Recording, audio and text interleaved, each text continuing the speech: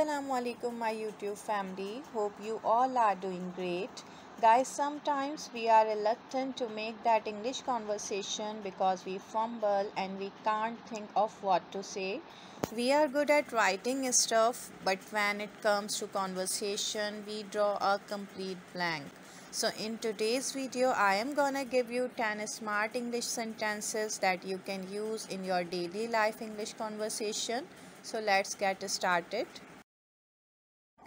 The first smart sentence is, what's your perspective? What's your perspective? Perspective के meaning होते हैं नुक्ता नज़र, यानी कि हर किसी का अपना नुक्ता नज़र होता है चीज़ों को देखने का। इसके लिए हम पॉइंट ऑफ व्यू का वर्ड यूज़ करते हैं। तो इसकी जगह हम ये सेंटेंस बोल सकते हैं, what's your perspective, a particular way of viewing something, यानी हम किस नज़रिए से किसी चीज़ को देख रहे हैं। The second smart sentence is, never give up. Never give up. Give up का मतलब होता है हार मानना। Never give up यानी कभी हार मत मानो। तो अगर हमारे सामने कोई ऐसा शख्स मौजूद है जो बहुत ज़्यादा मायूस है, जो बहुत ज़्यादा डिसहार्ट है, तो हम उसको हौसला दे सकते हैं और ये सेंटेंस यूज़ करेंगे, नेवर गिव अप, कि हार कभी मत मानो। The next smart sentence is, if your goal was to be hurtful, mission accomplished.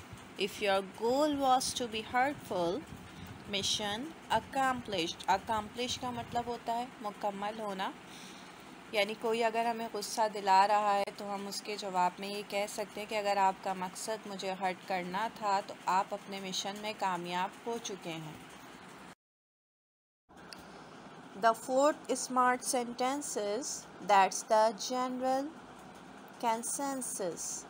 That's the general consensus. Consensus का मतलब होता है उर्दू में इत्तेफाक राय, यानी कि जब बहुत सारे लोगों की राय सेम होती है तो हम ये सेंटेंस यूज़ कर सकते हैं। हम इंग्लिश में कहते हैं ना, मोस्ट पीपल थिंक, यानी बहुत सारे लोग ऐसा ही सोचते हैं, तो उसकी जगह हम ये सेंटेंस भी यूज़ कर सकते हैं, that's the general consensus.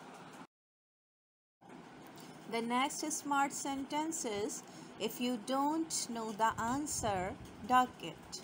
If you don't know the answer, duck it. यानी अगर आपको जवाब नहीं पता तो फिर आंसर देने से गुरेज कीजिए। डक का मतलब होता है गुरेज करना। इसके लिए हम इंग्लिश में अवॉइड का वर्ड भी यूज़ करते हैं, और सिंपल सेंटेंसेस में हम ये सेंटेंस इस तरह कहते हैं, if you don't know the answer, avoid answering the question. यानी कि अगर आपको जवाब नहीं आता तो फिर आप जवाब देने से गुरेज कीजिए। ये सेंटेंस हम उस वक्त भी यूज़ कर सकते हैं जब किसी की कोई भी कॉन्वर्सेशन हो रही हो और कोई भी सवाल किया जा रहा हो, लेकिन हमें जवाब नहीं पता, फिर भी हम उस मामले पर बहस किए जा रहे हैं, then we can use this sentence. The sixth smart sentence is, yes, I know I am not perfect, but glad that I am not you. Yes, I know I am not perfect, but glad that I am not you. यानी कि इसका मतलब ये है कि हाँ, मुझे ये पता है कि मैं बिल्कुल परफेक्ट नहीं हूँ, बट मैं खुश हूँ कि मैं आपके जैसा भी नहीं हूँ। इस सेंटेंस को हम उस वक्त यूज़ कर सकते हैं जब कोई बिल्कुल इंसल्टिव हो जाए, हमें डिस्करेज करे और कहे कि आप ऐसे हैं, आप वैसे हैं, तो हम आंसर में ये कह सकते हैं, yes I know I am not perfect, but glad that I am not you. The next smart sentence is, you can be an agent of change. You can be an agent of change. Agent यानी कारगुजार, यानी जब किसी के पास बहुत ज़्यादा ideas होते हैं और बेहतरीन आइडियाज़ होते हैं तो हम उसको अप्रिशिएट करने के लिए, इनकरेज करने के लिए हम ये सेंटेंस यूज़ कर सकते हैं, you can be an agent of change, यानी कि आप अपने आइडियाज़ से सिस्टम को बदल सकते हैं। हम सिंपल सेंटेंसेस में इस तरह कहते हैं, you can change the system with your ideas. तो हम उसकी जगह ये सेंटेंस भी यूज़ कर सकते हैं, you can be an agent of change. The next smart sentence is what are your aspirations.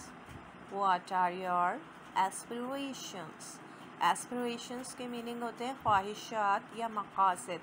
हम इंग्लिश में ये वर्ड्स यूज़ करते हैं, what are your goals, what are your aims, what are your objectives. तो हम उसकी जगह ये सेंटेंस भी यूज़ कर सकते हैं, व्हाट आर योर एस्पिरेशंस, यानी ख्वाहिशात और मकासद। आपके क्या मकासद हैं, आपकी क्या ख्वाहिशात हैं। The next smart sentence is it's a far cry. It's a far cry, यानी फार क्राई मतलब तवक्का से बहुत कम, यानी बहुत दूर की बात है। ये भी बहुत दूर की बात है। किसी भी मकसद में कामयाबी तो फ़ौरन हासिल नहीं हो जाती। हम सिंपल सेंटेंसेस में ये कह सकते हैं, it is difficult to achieve success, यानी कि अभी कामयाबी हासिल करना, इसमें कामयाबी हासिल करना बहुत मुश्किल है। तो उसकी जगह हम ये सेंटेंस भी यूज़ कर सकते हैं, it's a far cry. The last smart sentence is it's a conundrum. It's a conundrum. इसको conundrum नहीं पढ़ेंगे, इसको conundrum पढ़ेंगे। और इसके उर्दू मीनिंग होते हैं मुश्किल मसला, यानी समझ में ना आने वाली चीज़। हम इंग्लिश में सिंपल सेंटेंसेस में हम इसको इस तरह कहते हैं it is a problematic situation. तो यहाँ पर हम इसकी जगह ये सेंटेंस भी यूज़ कर सकते हैं, it's a conundrum. So guys, that's all from my side. I hope you enjoyed this video and try using these sentences in your conversation to speak fluently and confidently. Thanks for watching. See you soon with the new content. Take care and goodbye.